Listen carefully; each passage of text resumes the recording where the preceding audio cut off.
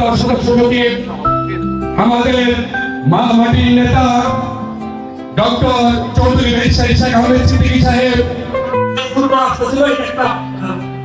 ছয় কিলোমিটারের একটা রাস্তা, কিন্তু এটা রাস্তা যে গুগল ম্যাপে অথবা রাষ্ট্রীয় বড় পর্যায়ে এই রাস্তাটা সম্পর্কে জানা আছে, লিখা আছে মাত্র 6 কিলোমিটার রাস্তা। ওই বিরোধী হলে আপনাকে কথা দিতে হবে এই রাস্তাটা এই আপনাকে মানে সকল কাজের অগ্রাধিকার ভিত্তিতে এই রাস্তাটা আপনাকে করতে হবে। আমার বাবা চৌধুরী তানভীর আহমেদ সিদ্দিকী আপনাদের 65 বছর ধরে আপনাদের সেবায় নিয়োজিত। আপনারা দল মত নির্বিশেষে সেই মার্চ মার্কা নির্বাচন থেকে কিন্তু আমার বাবা সাথে আছেন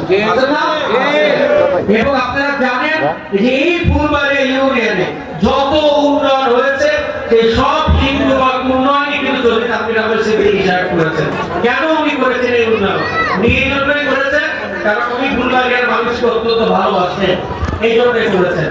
তো আপনারা জানেন আমার বাবা যেভাবে আপনাদের পাশে দীর্ঘ 65 বছর ছিল, আমিও আপনাদের পাশে থাকতে চাই, আপনাদের দোয়া চাই, আপনাদের ভালোবাসা চাই এবং আপনাদের কাছে আমি ধানের শীর্ষে মার্কা ভোট একটা ভোট ভিক্ষা চাই।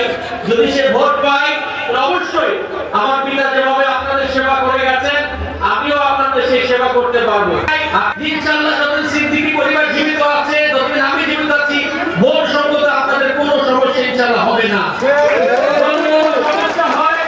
যদি কোনো সমস্যা হয় সেই সমস্যার সমাধান করার আমি আপ্রাণ চেষ্টা করব, আমার রক্তের শেষ বিন্দু পর্যন্ত আপনাদের রক্ষা করার চেষ্টা করব।